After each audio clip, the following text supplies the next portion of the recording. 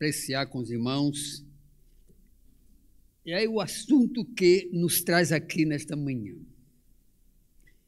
O que nos move num dia de frio, né?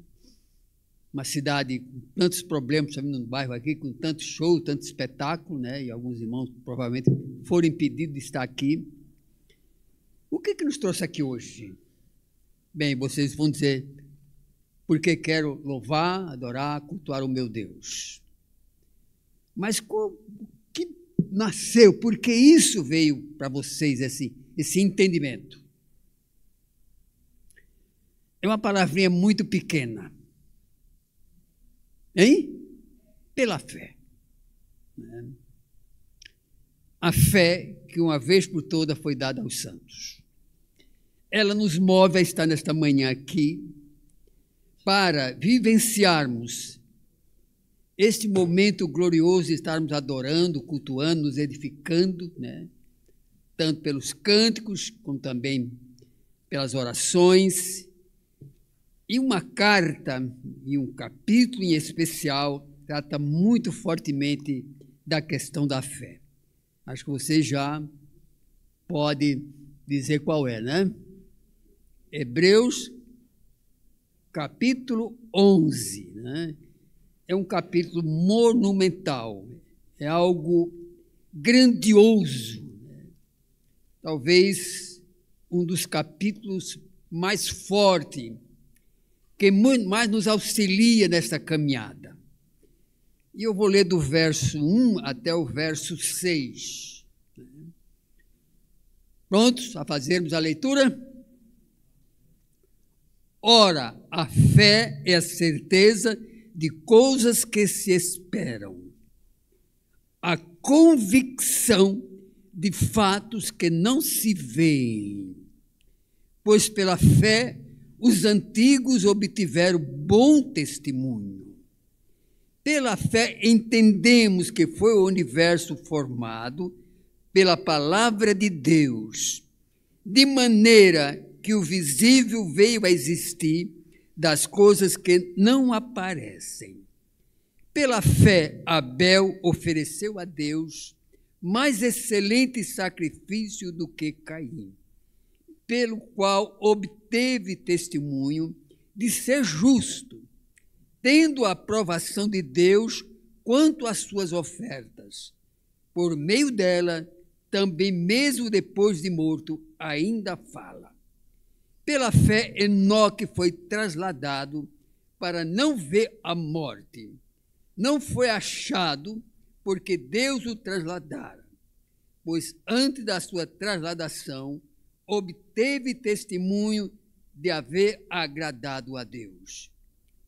De fato, sem fé é impossível agradar a Deus, porquanto é necessário que aquele que se aproxima de Deus creia que Ele existe e que se torna galardoador dos que o buscam. Fé. Uma palavra pequena, mas de grande relevância, de grande consequência, de grandes resultados. Então, eu quero trabalhar hoje vivendo na dimensão da fé. Vivendo na dimensão da fé. E o que é a fé?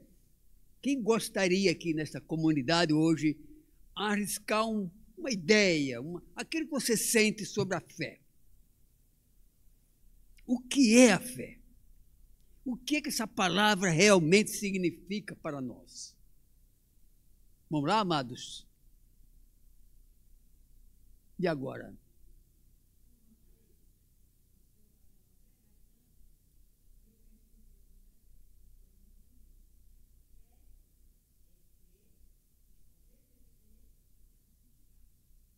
Muito bem, muito bem. Espero que tenha dito aquilo que é coerente com a Bíblia, e espero sim. Bem, o que é fé? Primeira questão que está aqui é convicção. E o que é convicção? Hein? Certeza? O que mais? Quando eu tenho convicção de uma coisa, eu quero estar expressando o quê? Na verdade,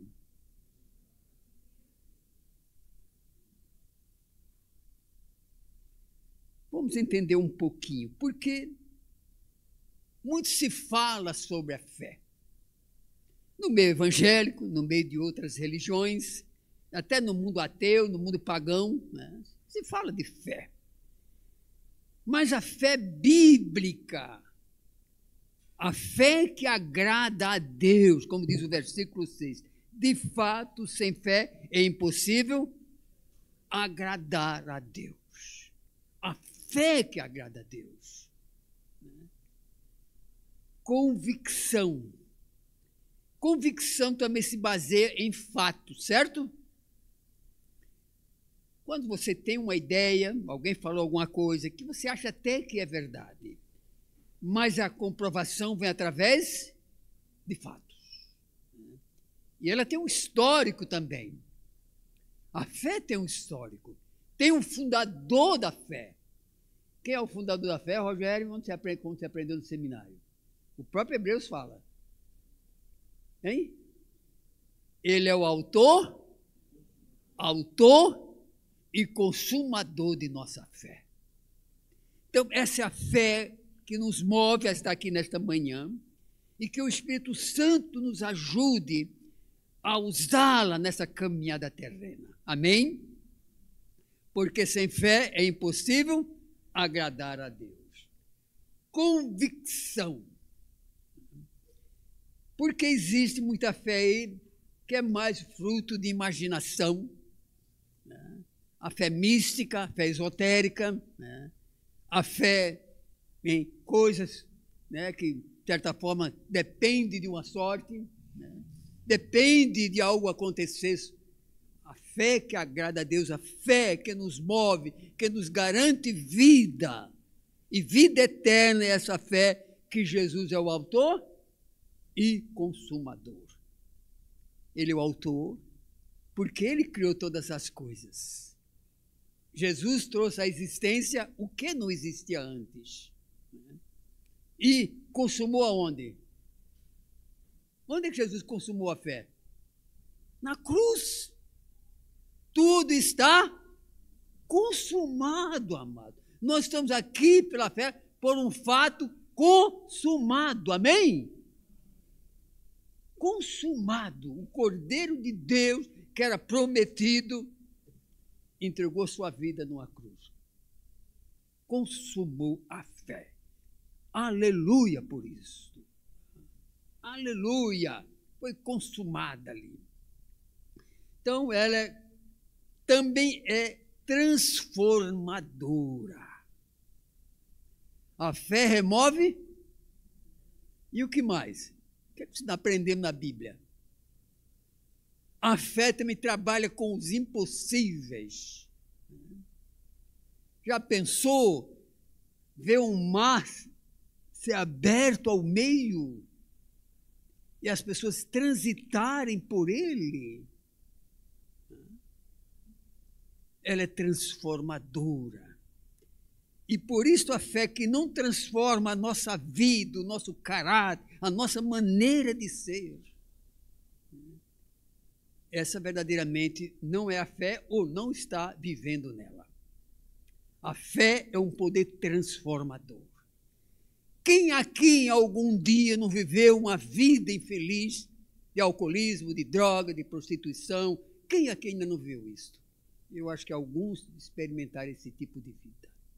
Mas um dia o Espírito Santo, pela palavra, pela boca de alguém que deu um testemunho, veio a começar a viver pela fé. Amados, ela é transformadora. E hoje há um problema sério no meio cristão e no meio evangélico, que é a nossa praia, vamos dizer assim, entre aspas, é a nossa praia. Hoje a fé está sendo usada para outros propósitos, ou pelo menos a palavra. Que a palavra de Deus, a fé, ela é transformadora de caráter, de vidas. Eu acho que cada um de vocês experimentar em algum momento da caminhada um toque poderoso desta fé que foi feita pelo Senhor Jesus Cristo. Amém? Amém. Eu experimentei isso na minha vida, eu creio que vocês também. Então, estamos vendo em muitos grupos, em muitas vidas, até nas igrejas tradicionais também, que não se está se falando dessa transformação de vida. A fé obrigatoriamente tem que transformar o nosso ser. Eu nasci de novo, há um cântico aí.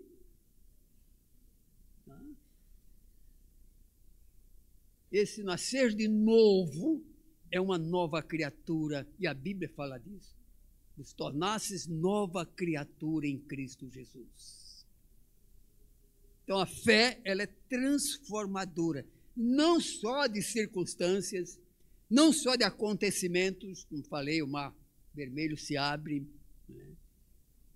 Deus opera grandes milagres.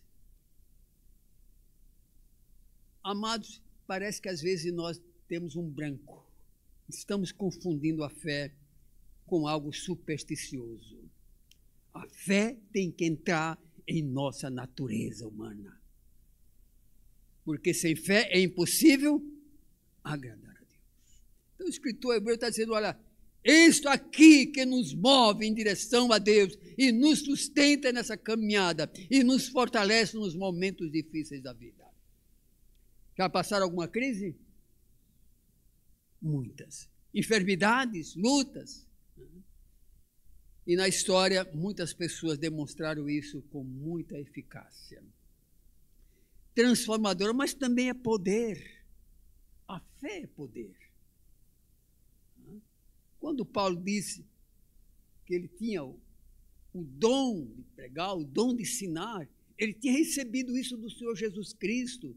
Os apóstolos, aqueles homens rudes, simplórios, pescadores, de repente começa a sacudir a cidade de Jerusalém, aliás, o Israel todo, quando começa a pregar ao ponto das pessoas se admirarem. E no dia de Pentecostes é uma demonstração tremenda desse poder glorioso da fé. Aqueles homens intimidados, assustados, agora chegam e diz para o mundo, eu creio naquele que é o autor e consumador da minha fé. Certa vez eu li sobre alguma coisa sobre Roma, né? Todos nós já lemos alguma coisa sobre Roma, o Império Romano, talvez o império mais duradouro da história e com muitos grandes feitos. A cidade, né, de Roma é considerada a cidade eterna e ali tinha um coliseu, tem até hoje, né, em ruínas, lá o monumento. Já até falei disso uma vez, que um ateu, admirador das glórias de Roma, ateu, escreveu que os cristãos apagaram a glória de Roma. Porque Roma era a coqueluche daquela tempo. Tudo se centralizava em Roma. E o cristianismo entrou naquela cidade através de fugitivos, através de pessoas que estavam vivendo nas catacombas. E de repente essa gente se levanta em nome daquele da fé e começa a fazer uma história nova na cidade de Roma. Vem naquela gente cristã indo para o Coliseu, sendo morta, destruída pelos animais e pelos gladiadores. No primeiro momento havia alegria, havia uma espécie de demônio que cauterizou a mente das pessoas que tinham prazer em ver aquela barbaridade. Mas ali começou a haver uma inquietação do Espírito Santo. E aquele Coliseu hoje nada mais é do que um lugar onde houve esportes. Na sua arquitetura bem feita, duradoura. A própria glória, o poder de Roma também cai. E os imperadores blasfemaram, muitos deles blasfemaram sobre Jesus Cristo. Um dia Deus falou não sabemos se a conversão dele foi genuína ou não, Constantino, eu não duvido, mas também não põe a mão no fogo, como se diz, pela conversão dele. Mas Deus o usou para uma grande coisa. Começou a revelar o poder do Senhor sobre Roma. Como eu falei, o Coliseu acabou suas loucuras, a cidade perdeu a sua glória, e aquele povo saindo das catacumbas, saindo dos buracos, né, começou a revelar o poder da fé. Amados, hoje o Brasil está sendo um dos países mais evangelizados. Discordamos de algumas tendências, né, e de algumas práticas, mas o Brasil está sendo evangelizado. E quem tem bom entendimento, quem ama a Deus, quem quer Deus, seleciona, né, as coisas que deve ouvir. Esse país começou com gente que morreu de fome. Da história de um missionário batista americano que morreu de fome porque tinha um sonho de evangelizar o Brasil, ajudar a evangelizar. E muitos outros foram sacrificados também aqui. Tem uma história de sangue aqui também. O poder do evangelho começou a transformar. Quem aqui começou o evangelho na sua casa? Na minha casa, quando se falava de crente, era motivo de piada e de brincadeira, né? Meu próprio pai era um gozador. Meus irmãos, minhas irmãs. E ali Deus começou a manifestar o poder do evangelho. Amém? Como é que vocês estão aqui hoje, amados? Porque esse poder da fé manifestada no genuíno evangelho de Cristo tocou a vida de vocês. Amém? Mas continuando o texto aqui. Pela fé, os antigos obtiveram bom testemunho. E aqui são citados nesse capítulo vários exemplos. E começa com alguns que parece que a gente não aprecia muito, ou pelo menos não valoriza muito. Pela fé, os antigos obtiveram bom testemunho. Pela fé, entendemos que foi o universo formado pela palavra de Deus, de maneira que o visível veio existir das coisas que não aparecem. Como é que eu posso entender toda essa grandeza? Nós temos capacidade de entender esse universo? Temos? Não. Os cientistas estão batendo a cabeça para decifrar algumas coisas. E às vezes eu me detenho um pouco para ouvir o que eles dizem. É cada barbaridade, de conformidade com a Bíblia. Eu falo, não é possível que um sujeito inteligente diz uma besteira dessa. Tá? Que nós fomos formados, sabe, dos aminoácidos, caiu dos altos, caiu no mar, no rio, depois começou a se formar, sabe? Quem é que nos deu a vida? Por isso que a fé é que nos leva a entender o paraíso. Ali começa a nossa existência, amado. O poder de Deus fazer um boneco de barro, soprar nas suas narinas e transformar num ser humano que está aqui adorando a Ele. Amém? Isso é tremendo, não? Essa transformação poder. E ainda mais, João diz, você leu a primeira carta, mas o Evangelho dá a todos que receberam, deu-nos o quê? O poder de serem feitos filhos de Deus. A coisa mais gloriosa para um ser humano, ser filho de Deus? Continuando. Entender o universo. O universo está passando por muitas transformações, né? E no Apocalipse diz que esse universo vai passar por uma transformação ainda maior. Mas isso é outra história. Pela fé, Abel fez o quê? Ofereceu a Deus o mais excelente sacrifício do que Caim, pelo qual obteve o testemunho de ser justo, tendo a aprovação de Deus quanto às suas ofertas. Por meio dela, também mesmo depois de morto, ainda fala. A gente geralmente fala muito de Abraão, né? Pai da fé. Então, se Abraão é o pai da fé, Abel é o avô. É o primeiro que é citado aqui. E um sacrifício simples, mas tinha uma significação tremenda. O sacrifício era feito de animais, geralmente de ovelhas, de cordeiro, que prefigurava a quem na história da salvação? Quem prefigurava aquele sacrifício? O próprio Filho de Deus, que um dia o Cordeiro de Deus, João viu Jesus vindo, né, e disse, eis o Cordeiro de Deus que tira o pecado do mundo. Ele ofereceu excelência. A fé nos capacita, quando praticada na sua verdade, na sua essência, a oferecer a Deus o mais excelente sacrifício. Não é talento, não é dom, não é competência, mas é a fé, quando operada por pobres pecadores remidos. Abel ofereceu o mais excelente. Se hoje nós temos esse culto, essa reunião, em muitas igrejas espalhadas pelo mundo, e se prega esse evangelho, começa ali no sacrifício de Abel. Amém? Porque já prefigurava, estabelecia o padrão, e era o padrão de excelência que agradava a Deus. Amém? A fé. Pela fé. Pela fé, Abel ofereceu a Deus mais excelente sacrifício, porque ele apontava para o Cordeiro de Deus que um dia ia ser imolado pelos nossos pecados.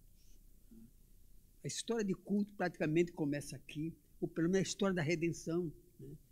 Que já tinha um exemplo no paraíso. Deus precisou matar animais para vestir os nossos pais que pecaram, estavam nus, estavam despidos espiritualmente, né?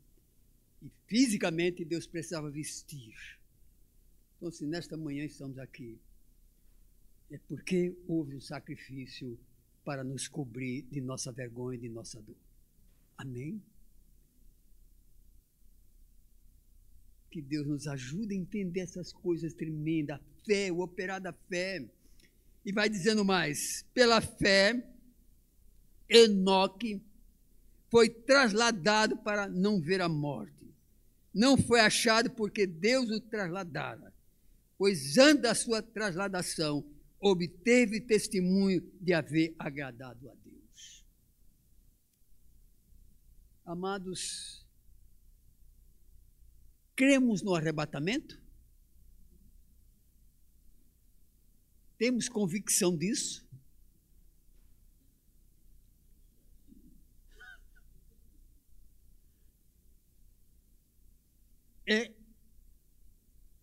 O arrebatamento tem, nós pensamos que só vai acontecer lá, já tem antecedentes, mesmo pequenos fatos, mas tem.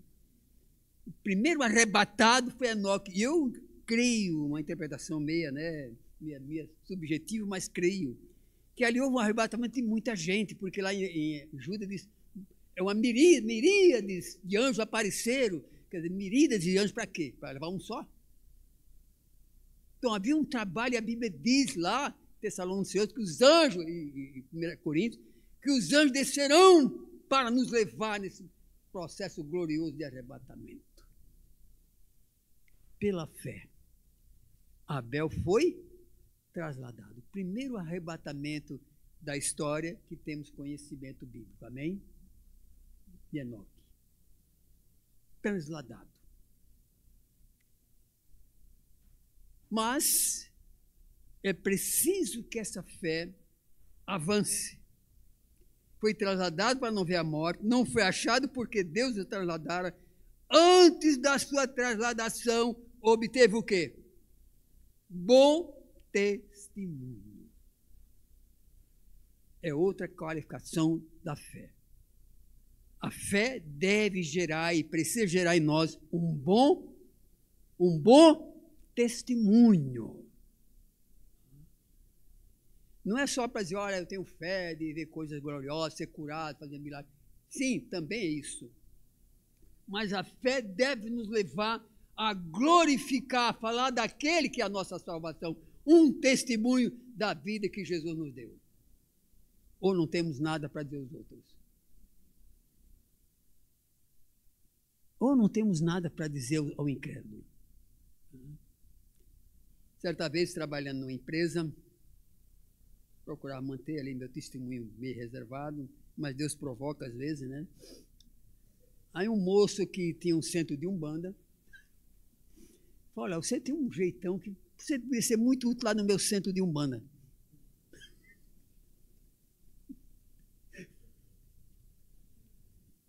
Misericórdia.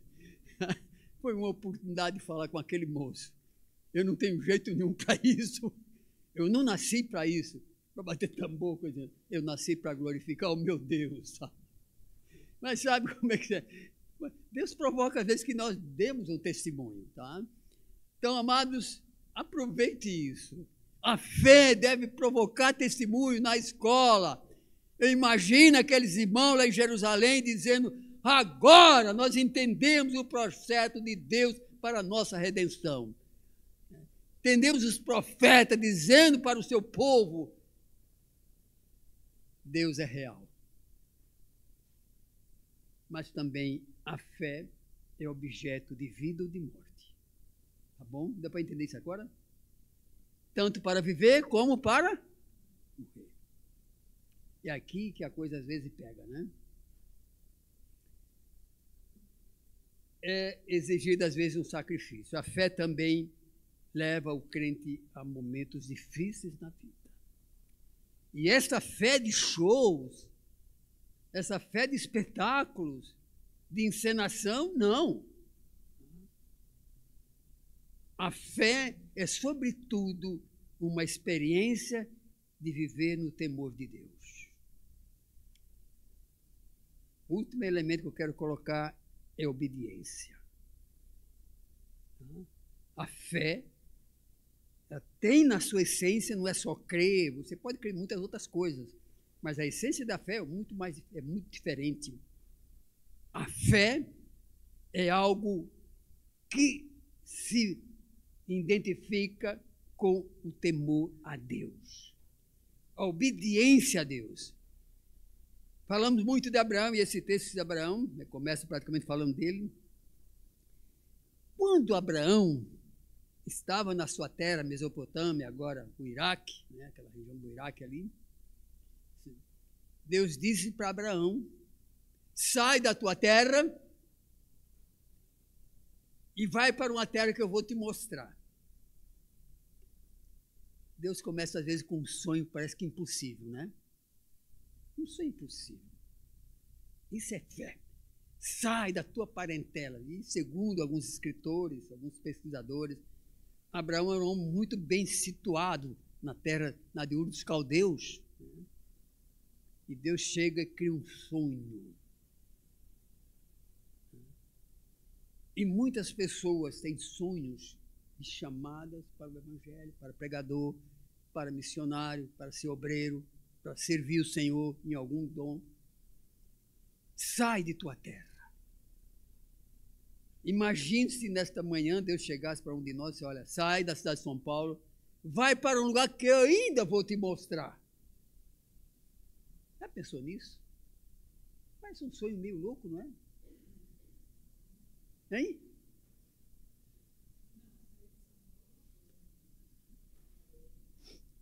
Mas para onde eu vou te mostrar ainda é que é o problema. Para onde eu vou te mostrar? Abraão foi testado 2 vezes muito fortemente.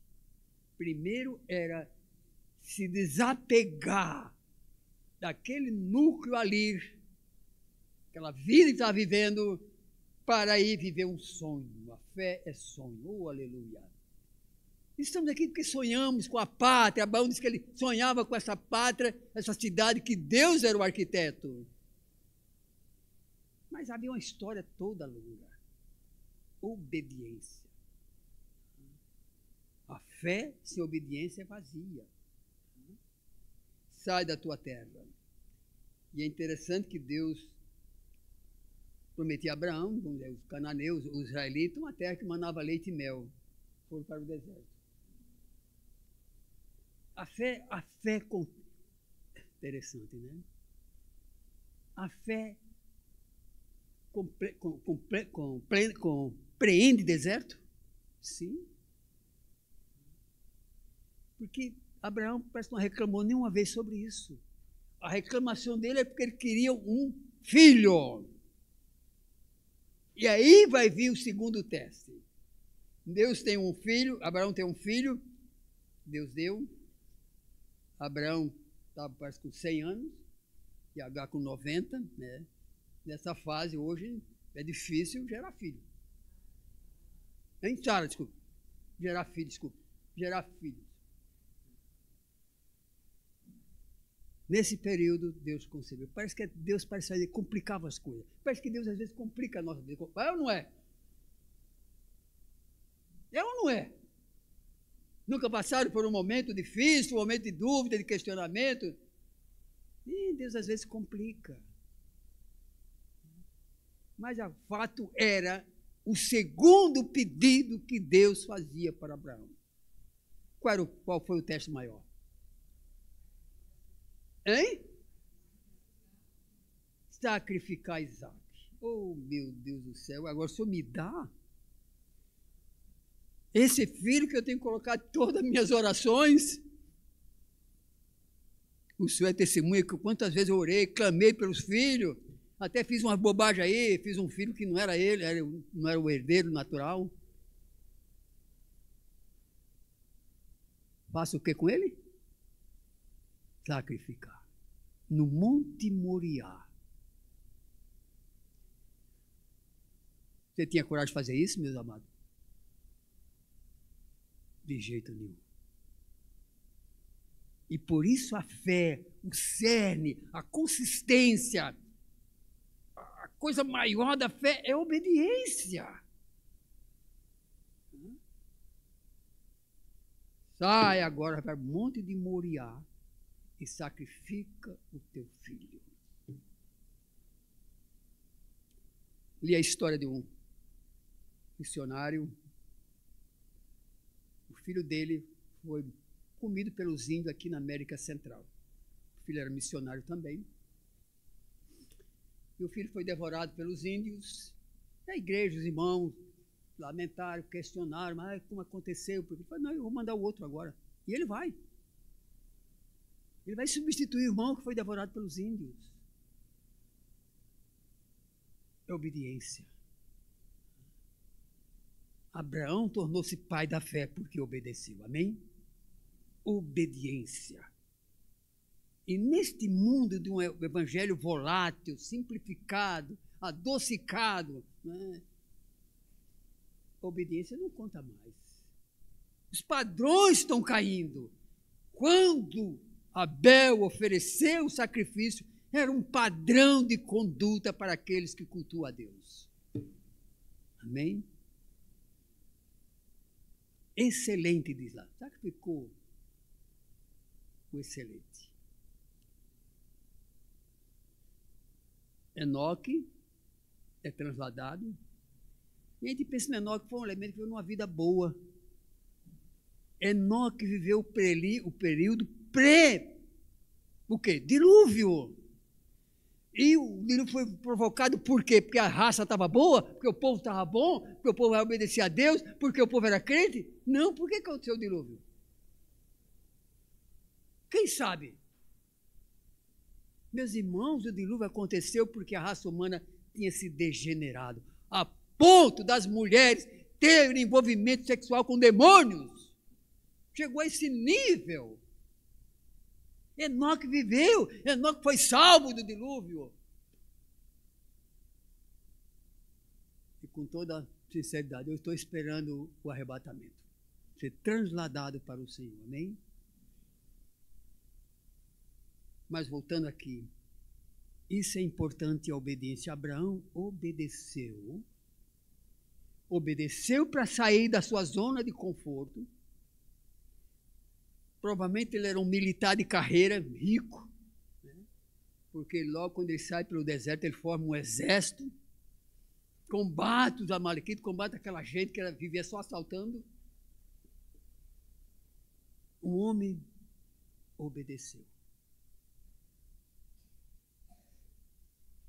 E às vezes a fé também nos ajuda a desobedecer.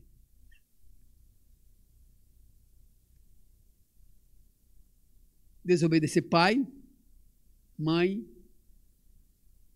governo, autoridades. Se estamos aqui hoje, é porque um grupo de pessoas decidiu pela fé desobedecer. Amém? Desobedecer. Adoramos só esse Jesus e não a César. Era a reunião, a oração final de todas as reuniões daqueles irmãos lá nas catacumbas de Roma. A reforma aconteceu porque um grupo de pessoas inquietadas com o esquema religioso dos seus dias disseram: não, a nossa comunidade não pode ser regida por governos corruptos, malignos, que não conhecem a Deus. E aqui nos insere a nossa história. E segundo a história diz, os anabatistas foram um pouco além da reforma comum. A reforma tem 2 estágios. O primeiro estágio é mudar a religião. E o segundo estágio é: não vamos batizar nossas crianças porque eles ainda não têm entendimento e essa questão é muito séria. Não vamos batizar segundo o costume. Não vamos obedecer ao governo naquilo que é contra a Deus. E parece que a igreja está perdendo a sua autoridade de manifestar-se contra o pecado. E o problema é que, geralmente, os pecados estão na nossa casa, nosso templo, e nós precisamos resistir a isso. Quando é preciso dizer não, paga-se um preço? Paga. O apóstolo começa o seu ministério sendo expressamente proibido de pregar a esse Cristo. Não pregue a Cristo, não pregue esse homem, não pregue esse nome, não vai falar desse nome. O que aconteceu no dia de Pentecostes? O que aconteceu? Pregar a este Jesus que vocês crucificaram, na sua ignorância, na sua maldade, a esse Jesus nós estamos aqui, vocês estão vendo os sinais dele aqui agora. Desceu o Espírito Santo, fez uma tradução maravilhosa das línguas comuns, não dom de línguas aí, tá? Cada um entendia na sua própria língua, e eles tinham vindo de onde? De Roma, da Babilônia, de outros países. E estavam ouvindo ouvir o Evangelho da graça de Deus na sua própria língua materna, onde nasceram. A este Jesus que vocês crucificaram. E quando a igreja paga o preço de falar a verdade, multidões se convertem. É isso que o mundo está precisando hoje, uma igreja que fale a verdade de Cristo. Fale a verdade do Evangelho. Em alguns momentos nós somos antipáticos. E nós não queremos ser antipáticos, queremos? Não. Mas também não vamos também ser bajuladores. A verdade, falarei, conhecer a verdade? Fé também é verdade. É a suprema verdade. É a suprema verdade de Deus para nos salvar. Então, nesta manhã, aqui estamos, e possamos entender isto. A fé não é apenas um sentimento agradável. Fé é algo maior. É algo tremendo. Essa gente pagou o preço. O complemento do capítulo fala disso fortemente. Pessoas que foram mortas, trucidadas, porque tiveram um comprometimento com a fé genuína. E é isso que precisamos resgatar em nossos dias. Essa fé verdadeira, que proclama um evangelho verdadeiro, que crê numa Bíblia verdadeira, que adora um Deus verdadeiro, amém? A nossa fé tem que estar fundamentada nisso. Então, terminando, de fato, sem fé é impossível agradar a Deus, porquanto é necessário que aquele que se aproxima de Deus crê que Ele existe e que se torna galardoador dos que o buscam. A fé também vai promover galardões. Agora agradou, né? Galardões, recompensas. Não é recompensas materiais, pode até haver, mas nós estamos pensando numa dimensão maior dos galardões. E a Bíblia é muito claro que haverá um julgamento de nossa caminhada terrena aqui na terra, da nossa expressão de fé, do que fizemos com a fé. E tristemente, Paulo diz lá em 1 Coríntios capítulo 3, que alguns vão passar pelo julgamento, serão salvos, porque creram, porque confiaram e porque viveram a sua vida cristã, mas não produziram resultados. A fé deve ser uma coisa dinâmica para produzir frutos. Amém? Para que verdadeiramente possamos receber galardões de cuidar dos negócios do rei na eternidade. Principalmente no milênio. Nós pensamos no milênio como uma coisa idílica, se está flutuando. Não, o milênio vai ser uma dimensão tremenda. Deus vai mostrar para o mundo o que é o mundo dele. Amém? O que é o projeto dele, o que é vida com ele. Então, que nesse espírito possamos, nesta manhã, dizer: Deus nos ajude a viver uma fé genuína. Amém?